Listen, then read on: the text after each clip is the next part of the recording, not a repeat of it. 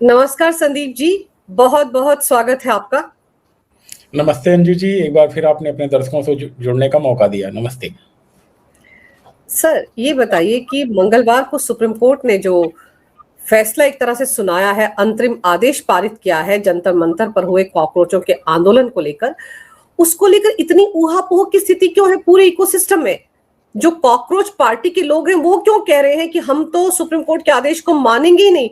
अब ये लोग बताएंगे कि सुप्रीम कोर्ट को क्या आदेश पारित करना चाहिए। देखिए, सबसे बड़ी बात तो ये है ना कि आप चाहे कांकरोच जनता पार्टी से शुरू करिए, अरविंद केजरीवाल पे लाइए या राहुल गांधी पे लाइए, सभी लोगों का ये कही लाइन है कि हम तो भाई एनार्किस्ट हैं, हम तो अराजकतावादी, हम तो कुछ मानते ही नहीं। और जब बात आपने देखा कि प्रधानमंत्री आवास पर राहुल गांधी की जितेंद्र सिंह से मुलाकात हुई, अपनी बातों से वो अचानक मुकर गए। तो मुकरने का मतलब क्या है कि आप एनार्किस्ट हो। अरविंद केजरीवाल अपने आप को एनार्किस्ट डिक्लेयर कर चुके हैं। तो सारे लोग जो संविधान की किताब जेब में लेके घूम रहे हैं, सारे लोग तो एनार्किस्ट हैं। और भाई छात्र छात्र का नाम आप दे रहे थे, छात्र आखिर अपने आप को डिक्लेयर क्या कर रहे हो? अगर आप सुप्रीम कोर्ट के फैसले को नहीं मान रहे हो और कह रहे हो कि ऐसे नहीं हो, ऐसे चीजें हो रही हैं, तो आप तो सुप्रीम कोर्ट को नकार रहे हो। तो फिर कैसे संविधान प्रेमी, कैसे आप उस संविधान के प्रोटेक्शन की बात कर सकते हैं जिस संविधान को आपने जो है सुप्रीम कोर्ट को नहीं मान रहे हो? तो ऐसे में तो एक तरफा मीठा मीठा गप कड़वा कड़वा थू वाली चीजें नहीं चलेंगी ना भाई। आप संविधान के प्रोटेक्शन की अगर बात कर रहे हैं, सुप्रीम कोर्ट से चाह रहे हैं कि आपके राइट्स को प्रोटेक्ट किया जाए, तो उन लोगों के भी राइट की बात होनी चाहिए ना, जो लोग दूसरी पक्ष की तरफ खड़े हैं। एक तरफा कोई भी फैसला जो है किसी को स्वीकार्य नहीं हो सकता। अगर आप आंदोलनकारी हैं, आप छात्रों की जायज मांग को लेकर के चल रहे हैं, तो इसमें किसी को आपत्ति नहीं है और हर कोई आपके साथ है भाई। आप जो चीज मांग रहे हैं सरकार से कि भाई क्रिमिनल कार्यवाही नहीं होनी चाहिए छात्रों के प्रति, छात्रों के भविष्य के साथ लेकर के कोई खिलवाड़ नहीं होना चाहिए, तो सुप्रीम कोर्ट भी उस पर गंभीर है। आप सुप्रीम कोर्ट के ऑर्डर की कॉपी देखिए ना, उसमें लिखा गया है कि 18 साल से कम उम्र के प्रदर्शनकारियों जिनका कोई क्रिमिनल रिकॉर्ड नहीं है उनको रिहा किया जाए। दूसरी बात, नो कोएर्सिव। नो कोएर्सिव का मतलब क्या होता है भाई? पुलिस की कार्यवाही चलेगी लेकिन आपको अरेस्ट नहीं किया जाएगा। ये ऑर्डर में ये चीज समझिएगा, नो कोएर्सिव। अगर जेनजी को बहकाया जा रहा है तो जेनजी ये चीज समझे कि जब ऑर्डर में लिखा है नो कोएर्सिव, तो नो कोएर्सिव का मतलब होता है कि पुलिस आपको अननेसेसरली अरेस्ट नहीं करेगी, लेकिन पूछताछ के लिए बुला सकती है, जांच के लिए बुला सकती है और आपको उसको ज्वाइन करना पड़ेगा। केवल प्रोटेक्शन आपको मिली है कि आपको अरेस्ट नहीं किया जाएगा, आपको जेल नहीं भेजा जाएगा। तो इस तरह से अगर आपने नियम कानून ताक पे रख करके पुलिस पे पथराव किया है और आपके लिए रिकॉर्डिंग है, फुटेज है, और सबसे बड़ी दिक्कत जानते हैं क्या इस ऑर्डर से है? जो सुप्रीम कोर्ट ने कह दिया भाई सारी चीजें प्रिजर्व करके रखो। अब प्रिजर्व करके रखने का मतलब है कि जब डिमांड होगी तब उस चीज को बुलाया जा सकता है, उस चीज को देखा जा सकता है और आपकी कार्यवाही। और आप एक बात बताइए, अगर आप अराजकतावादी हैं, पुलिस अराजकतावाद पे उतर आए, जितनी वीडियो है, फुटेज है, सब अभी रात में पोर्टल पे डाल दे, वेबसाइट पे डाल दे, तो फिर तो आपके लिए कुछ नहीं बचेगा। जब पुलिस आपका सम्मान कर रही है, आपके फ्यूचर का ध्यान रख रही है, सुप्रीम कोर्ट में आज सुनवाई हुई, घटना के 3 दिन हो चुके हैं, 4 दिन हो चुके हैं, लेकिन पुलिस ने संयम का परिचय दिया, आपके खिलाफ कोई कार्यवाही तो उसने की नहीं है। नहीं तो आपकी अगर सारी फुटेज पब्लिक डोमेन में आ जाए तो आपका फ्यूचर तो चौपट है। तो ऐसे में नियम और कानून दोनों के लिए होते हैं, पुलिस के लिए भी होते हैं, छात्रों के लिए भी होते हैं। छात्रों के प्रति तो पूरी सहानुभूति रही है सुप्रीम कोर्ट की।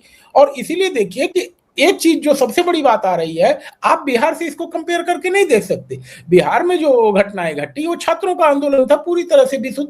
लेकिन इसमें तो आप कहते थे कि भाई आरएसएस के एजेंट आ गए, बीजेपी के एजेंट आ गए और हमारे आंदोलन को कलंकित कर दिया। तो अगर आपके आंदोलन को कलंकित कर दिया तो ये तो जांच होनी चाहिए ना कि बीजेपी आरएसएस वाले हैं, उनको पकड़ा जाना चाहिए, उनको जेल भेजाना चाहिए। और जब सुप्रीम कोर्ट इस बात को कह रही है तो आपको दिक्कत हो रही है।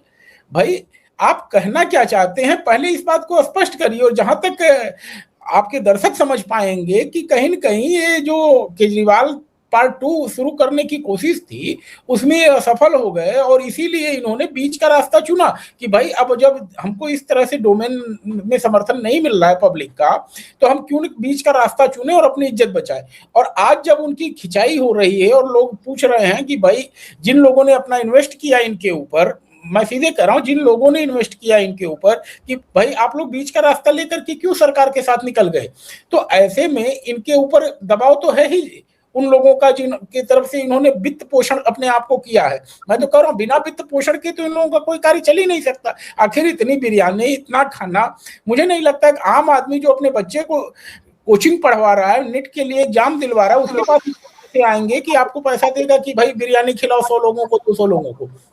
तो ऐसे में निश्चित ही कुछ ऐसे लोग रहे जिनका मतलब इंटरेस्ट सामने जी आना चाहिए। किन लोगों को इस पर्दे के पीछे रहे हैं इस आंदोलन के, और ये तो हमें लगता है कि छात्रों के हित में है कि उन लोगों का असली चेहरा सामने आना चाहिए जिन्होंने छात्रों के आंदोलन को कलंकित किया है। जी बिल्कुल सही कह रहे हैं आप सर, क्योंकि देखिए ये जो आंकड़ा जारी किया है 2873 लोगों का दिल्ली पुलिस ने, वो जो फेशियल रिकॉग्निशन सॉफ्टवेयर उसके जरिए, तो ये सब तो वो है जिन पर मर्डर 101 लोग हैं जिन पे मर्डर के चार्ज है, अटेम्प्ट टू मर्डर 62 पर है, डेकॉइटी रॉबरी में 284 लोग हैं, रेप में 61 हैं, पॉक्सो में 6 लोग हैं। ये सारे के सारे वो लोग हैं जिनकी पहचान हुई है, जो यहाँ पर हुड़दंग मचाने के लिए आए थे। अगर इनके खिलाफ कार्रवाई हो रही है सर, और कोर्ट ने कहा है कि भाई जो 18 साल से कम उम्र के जो बच्चे सही मायने में जो नीट परीक्षार्थी हैं, उनके ऊपर उनका एफआईआर नहीं है, पुराना कोई केस नहीं है, तो उनके खिलाफ तो कोई कार्रवाई होनी नहीं चाहिए। लेकिन कार्रवाई तो दंगाइयों पर हो रही है ना, जो दंगा करने के मकसद से आए थे। उनको बचाने के लिए क्यों कॉकरोच पार्टी आ रही है? और फिर ऊपर से कपिल सिब्बल साहब ने 1 करोड़ रुपए भी दे दिए कॉकरोच पार्टी को, वो केस लड़ने को तैयार है। नहीं, अगर आप किसी से पूछे कि किसी का मर्डर चार्ज खत्म हो जाएगा क्या मियरली इसलिए कोई स्टूडेंट प्रोटेस्ट में शामिल हो गया, किसी ने अगर रेप के चार्जेज हैं तो क्या वो स्टूडेंट प्रोटेस्ट में शामिल होने से क्या गंगा बह रही थी जिसमें नहा करके आप पवित्र हो गए?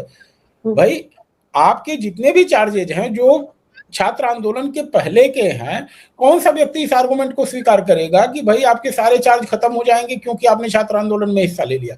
आपकी जवाबदेही या पुलिस की जवाबदेही सिर्फ वहीं तक सीमित है जहां तक छात्र आंदोलन की बात है, जहां तक जंतर मंतर आंदोलन की बात है। कोई भी व्यक्ति इस बात के लिए सहमत तो नहीं होगा कि जिस तरह के गंभीर चार्जेज इन दंगाइयों के ऊपर लगे हुए हैं, इनको किसी तरह से रियायत सिर्फ इसलिए बरतनी चाहिए कि ये छात्र आंदोलन के हिस्से। और आप किसको गुमराह कर रहे हैं भाई?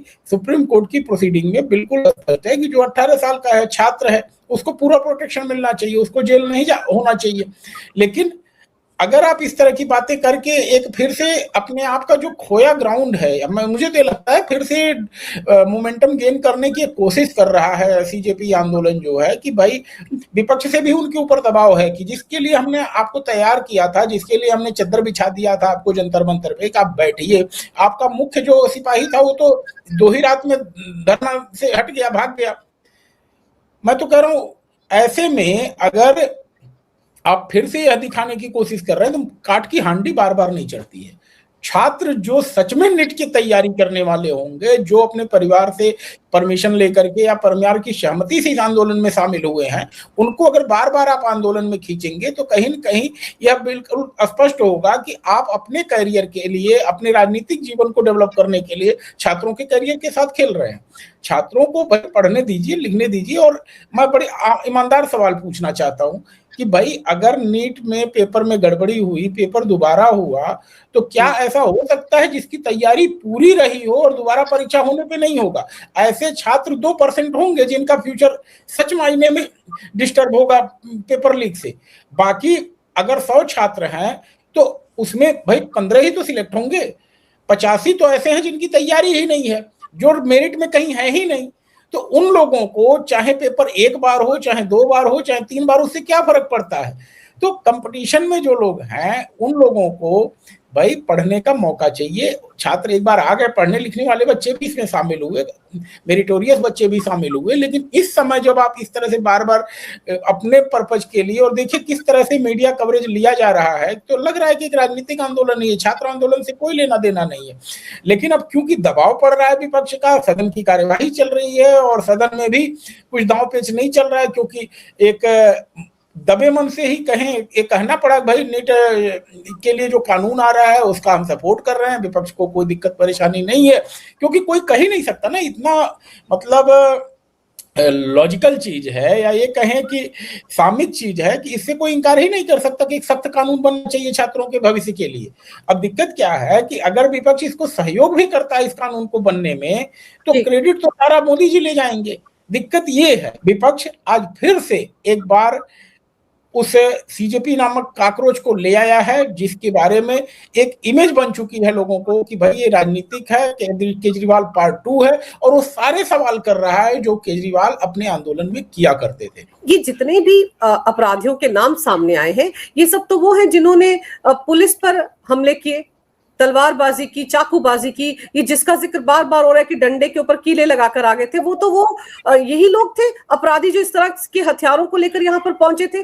स्टूडेंट्स तो नहीं आए, ये हर कोई जब मान रहा है। और उन्हीं को कॉकरोच पार्टी की तरफ से या इन विपक्षी पार्टियों की तरफ से कहा गया कि ये तो आरएसएस और बीजेपी के गुंडे थे। अगर ये आरएसएस और बीजेपी के गुंडे थे तो पकड़ने दो ना पुलिस को, इनके खिलाफ तो कार्रवाई होनी चाहिए, क्योंकि फिर तो एक्सपोज होगा। जब इनसे पुलिस पूछताछ करेगी तो ये तोते की तरह बोलेंगे कि हमें फलाने आरएसएस के बंदे ने भेजा था या बीजेपी के नेता ने भेजा था। लेकिन जैसे ही इकोसिस्टम कपिल सिब्बल की मदद से इनको बचाने की कोशिश कर रहा है, तो ऐसे में तो साफ नजर आ रहा है ना कि समाजवादी पार्टी ने भेजा होगा, कांग्रेस ने ना, या आम आदमी पार्टी या भीम आर्मी के लोग होंगे। अब उनको बचाना इनका धर्म है, क्योंकि पहले भी ये सब आतंकवादियों को बचाने में कभी पीछे नहीं रहते। उनके लिए तो रात के 2 बजे सुप्रीम कोर्ट खुल जाता है।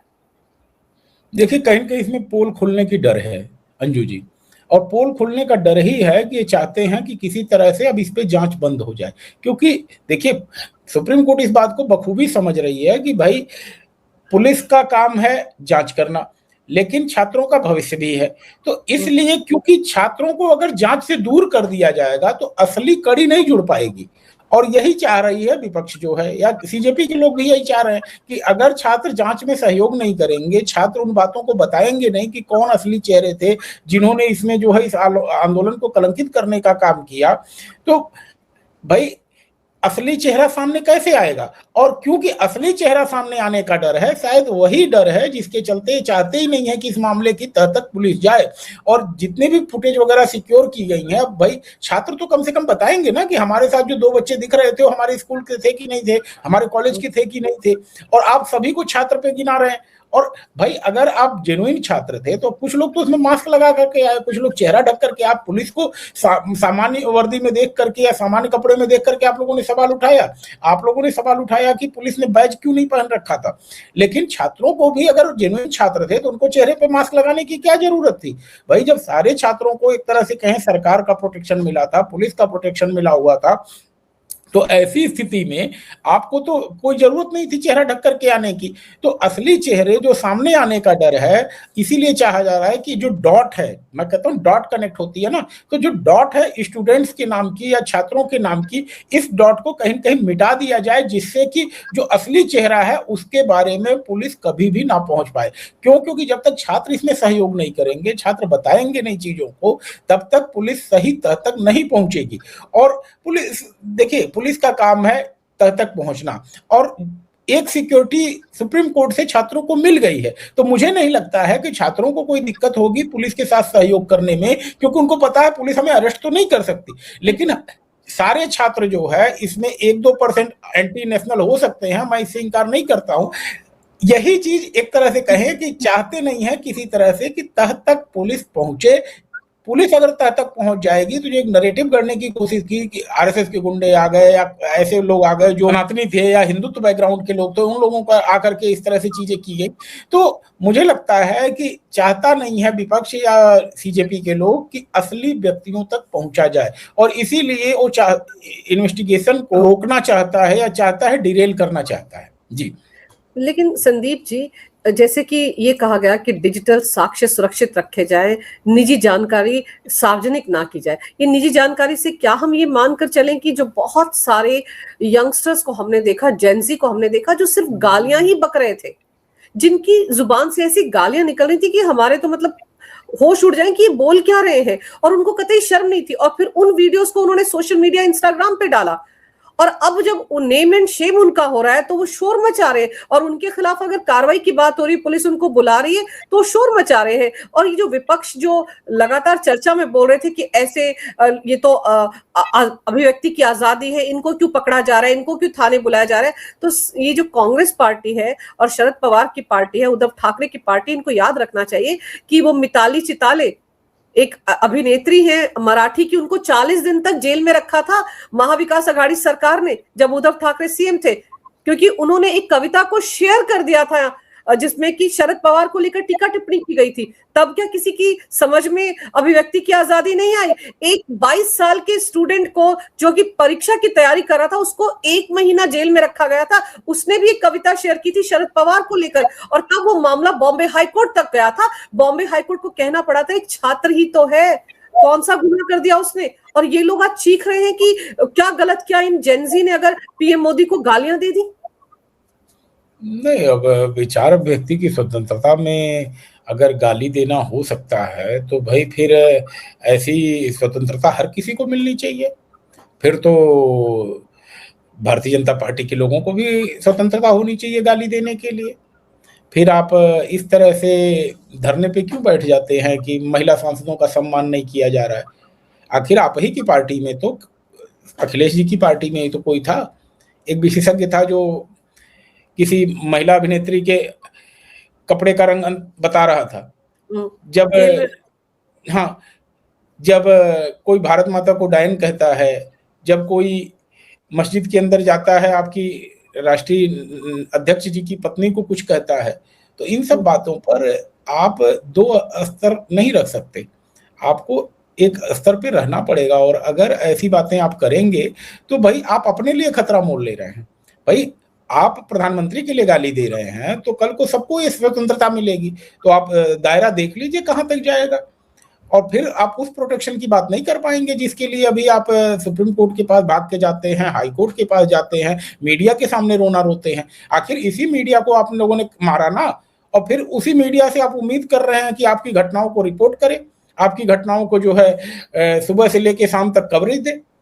भाई मीडिया ने क्या बिगाड़ा था? आखिर कैमरे तोड़े आप लोगों ने, महिला पत्रकारों से आपने बदसलूकी की, यह सब चीजें सर्वविदित है। तो आप कहीं न कहीं जब ऐसा काम करते हैं तो आपका ट्रू कैरेक्टर पता चलता है, और इसको कोई स्टूडेंट नहीं मान सकता।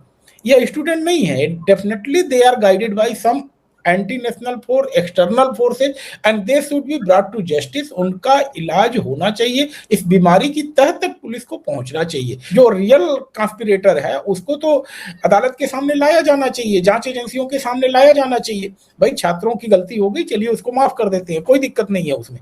लेकिन जो छात्रों को उपयोग कर रहा है, जो ऑनेस्ट छात्रों का भविष्य बर्बाद करने पे लगा हुआ, उसके खिलाफ कड़ी कार्यवाही क्यों नहीं होनी चाहिए? पर संदीप जी, सौरभ दास जो ये कॉकरोच पार्टी का एक प्रवक्ता है जो बैठकों में हिस्सा ले रहा था सरकार के मंत्रियों के साथ, वो कहता है कि हमें सुप्रीम कोर्ट का ये फैसला मंजूर नहीं है।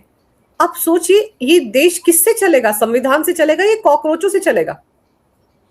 नहीं, आखिर इसी सुप्रीम कोर्ट, इसी संविधान के जरिए जो है अभिजीत दीपके आए ना, एयरपोर्ट से आकर के धरने पे बैठे ना। भाई आप अगर एप्लीकेशन दीजिए अभी कि हमें जंतर मंतर पे धरना है, देना है, तो 2 से 3 दिन लग जाएगा आपको अप्रूवल पाने में, और यहाँ आपको सम्मान से ले आकर के धरने पे बैठा दिया जाता है।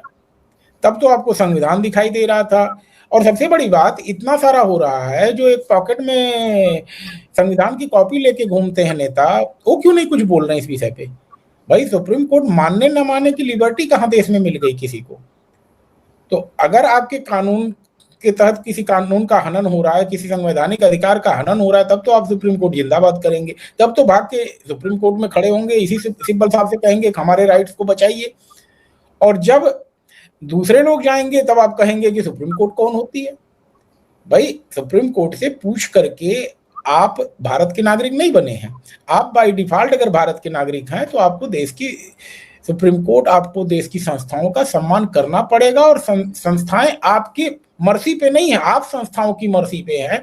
क्यों? क्योंकि आपके अधिकार की बात जब हो रही है तो बाकी 140 करोड़ लोग हैं, उनके भी अधिकारों की बात होगी। केवल आप क्योंकि जंतर मंतर पे बैठने के लिए तैयार हैं, आप जंतर मंतर आ जा रहे हैं, धरने देने बैठ जा रहे हैं, तो इसका मतलब ये नहीं है कि जो लोग अपना काम कर रहे हैं, इकोनॉमी के लिए काम कर रहे हैं, बाकी क्षेत्रों में काम कर रहे हैं, उन लोगों का अधिकार कहीं से खत्म हो जाता है। और इस बात को समझना चाहिए कि अगर सारे लोग इसी तरह से आ जाए तो अब व्यवस्था फैलेगी।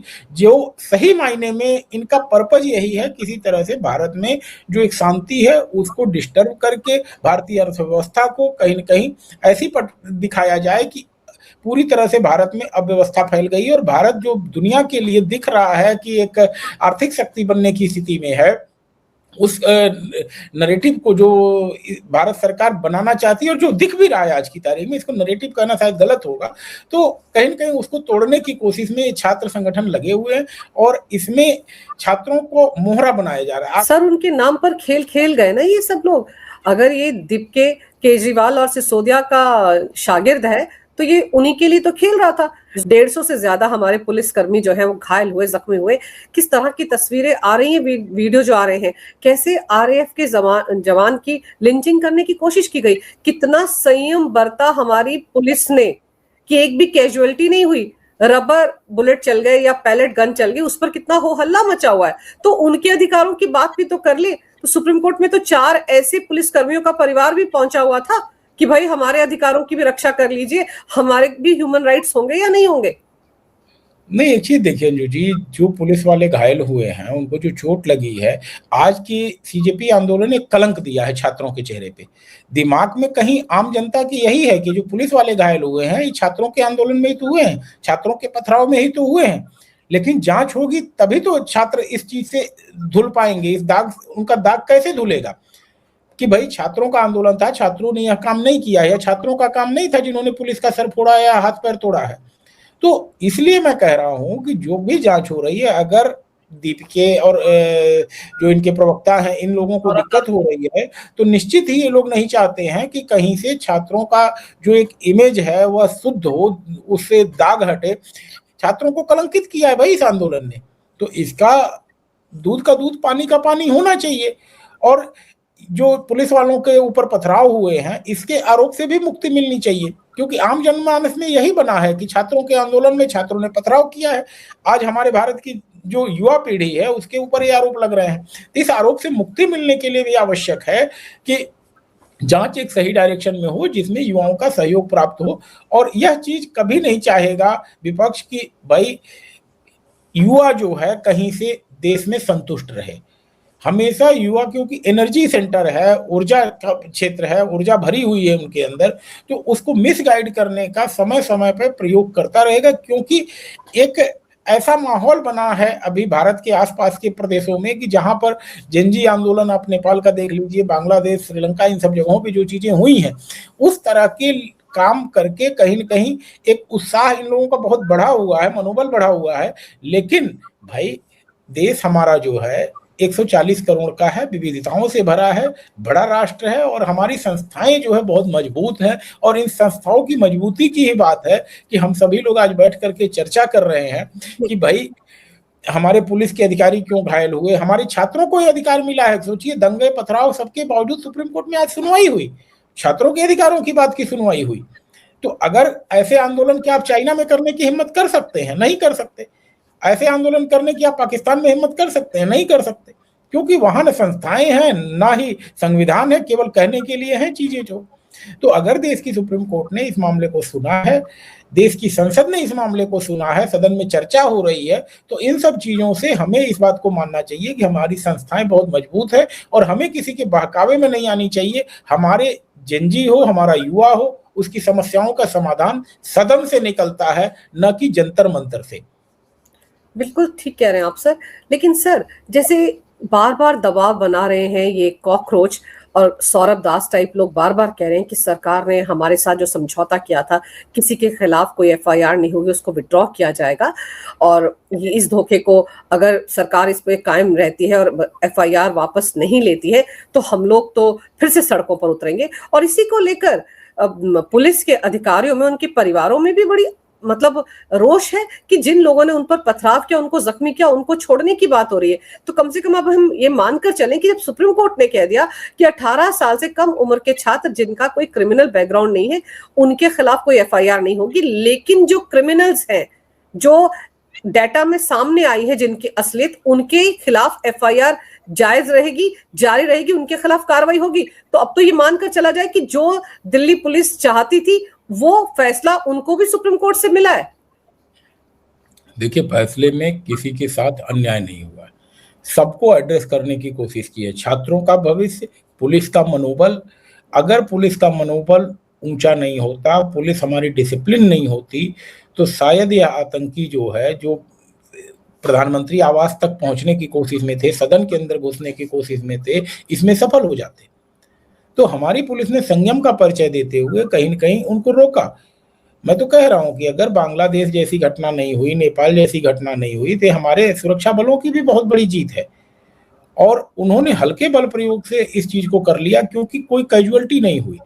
नहीं तो अगर ऐसी स्थिति में भाई सदन के अंदर घुसने का प्रयास होगा तो पुलिस के पास क्या ऑप्शन बचता है? भाई सांसदों की सुरक्षा भी करना जिम्मेदारी है दिल्ली पुलिस की, राष्ट्रपति भवन की सुरक्षा करना जिम्मेदारी है, प्रधानमंत्री आवास की सुरक्षा करना जिम्मेदारी है।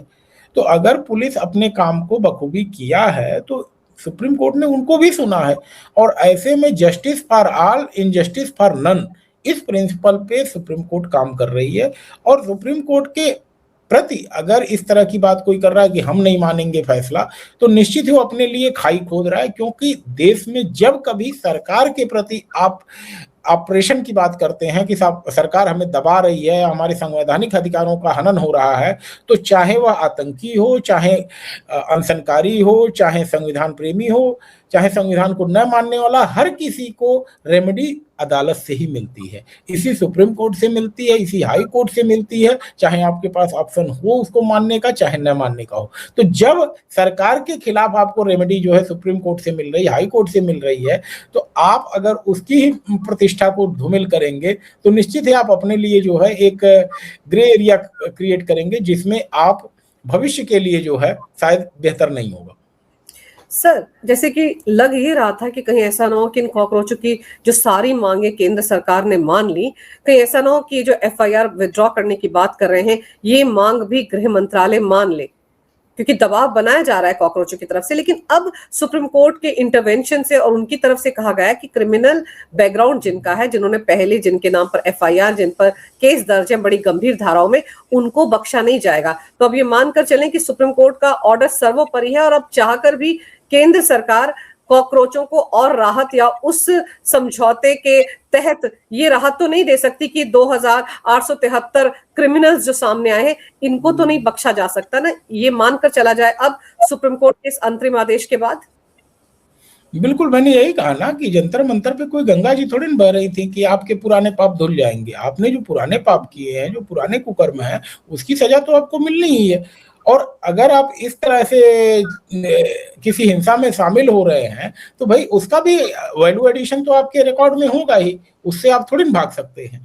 तो जो कोई ऑनेस्ट है, जो कोई इनोसेंट है, उसको केवल प्रोटेक्शन मिलता है, अपराधियों को, गुंडों को, मवालियों को कहीं से प्रोटेक्शन न अदालत से मिल सकती है, न संविधान से मिल सकती है। और यही चीज हुई है सुप्रीम कोर्ट से। और आम जनमानस का भी यह मानना है कि भाई अगर इस तरह की बात आई है कि 2800 लोग क्रिमिनल रिकॉर्ड से हैं, तो कोई भी व्यक्ति नहीं चाहेगा, क्योंकि जो बेटी का बाप होगा वो भी चाहेगा कि भाई रेप के एक्यूज अगर लोग इसमें हैं, तो इस आंदोलन को अगर रेप का एक्यूज लीड करेगा, सपोज करिए अगर जंतर मंतर पे जो आंदोलन हो रहा है उसमें 10 लोग ऐसे बैठे हों जो रेप के एक्यूज हो, जिनके ऊपर मर्डर के चार्जेस लग रहे हों, तो उस आंदोलन में अपने बच्चों को भेजने के पहले भी तो व्यक्ति सोचेगा 4 बार कि भाई जो इस तरह के अपराधी अगर वहां पर हैं तो हमारे बच्चे तो उस आंदोलन में जाना ही नहीं चाहिए। तो कोई भी व्यक्ति नहीं चाहेगा कि इस तरह के अपराधियों को साथ किसी तरह की नरमी बरती जाए।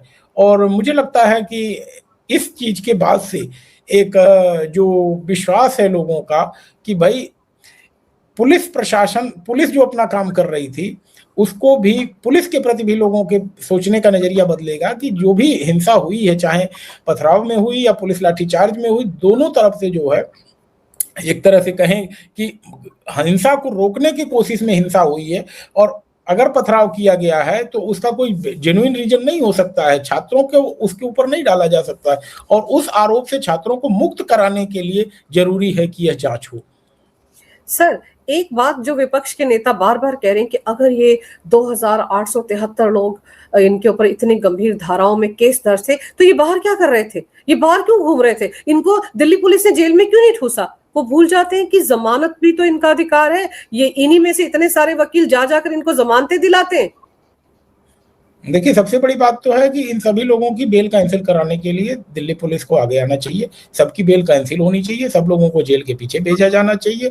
और मुझे लगता है कि सरकार इसमें कोई कोताही भी नहीं बरतेगी, क्योंकि जमानती व्यक्ति अगर अपराध करता है तो उसकी जगह जेल होती है, उसको फ्री घूमने के लिए नहीं छोड़ा जा सकता। वह सिर्फ इस कंडीशन पे बाहर आता है कि वह फर्दर कोई क्राइम नहीं करेगा और शांति से रहेगा, और उसके जमानती को नोटिस तो मुझे लगता है भेजा ही जाएगा कि भाई आपने जिसका जमानत ले रखा है वह क्राइम कर रहा है, तो आप आके जवाब दीजिए, क्यों न आपके खिलाफ भी कार्यवाही की जाए कि आपके एश्योरेंस पे हमने मतलब इस व्यक्ति को रिलीज किया है। तो अदालत ने जो अभी थोड़ा सा जमानत को लेकर के एक सॉफ्ट कॉर्नर था, इस चीज पर भी सरकार को सोचना होगा, अदालतों को भी सोचना होगा कि बेल इज रूल वाला जो सिचुएशन थी उससे कहीं न कहीं अपराधियों का मनोबल बढ़ रहा है। तो ऐसे में मुझे लगता है कि अब सरकार इस कदम पर आगे कोशिश करेगी कि इनकी बेल कैंसिल करके जो है अदालत में इनको फिर से जेल भेजने की कोशिश करे। बिल्कुल सही कह रहे हैं आप सर। जो सुनवाई मंगलवार को सुप्रीम कोर्ट में हुई है उसमें बहुत सारे लोगों की आंखें खुल गई होंगी, और अपराधी तो अपराधी रहते हैं, अगर उन्होंने एक बार अपराध किया है तो उनके खिलाफ तो कार्रवाई होगी। और ये जो सौरभ दास और ये कॉकरोच पार्टी है जो रोज धमकियां दे रहे हैं, पहली बार बैठ गए थे, दूसरी बार बैठ कर देख ले, अब तो पूरा का पूरा हिसाब इनका होगा ही। वो काट की हांडी बार बार नहीं चढ़ती है, तो एक बार और आजमा कर देख ले। सर आपने समय निकाला, बहुत विस्तार से इस विषय पर बहुत अहम जानकारी मेरे दर्शकों को दी, आपका बहुत बहुत धन्यवाद। नमस्कार, भारत माता की जय, वंदे मातरम, जय हिंद। अंजू जी, आपके दर्शकों को मैं इसके साथ अपडेट कर दूं, 3 अगस्त इस मामले में अगली तारीख है सुनवाई की। तो 3 अगस्त को देखते हैं सुप्रीम कोर्ट में क्या होता है। आपके दर्शकों का बहुत बहुत धन्यवाद कि उन्होंने धैर्य से सुना। सबको नमस्कार। नमस्कार।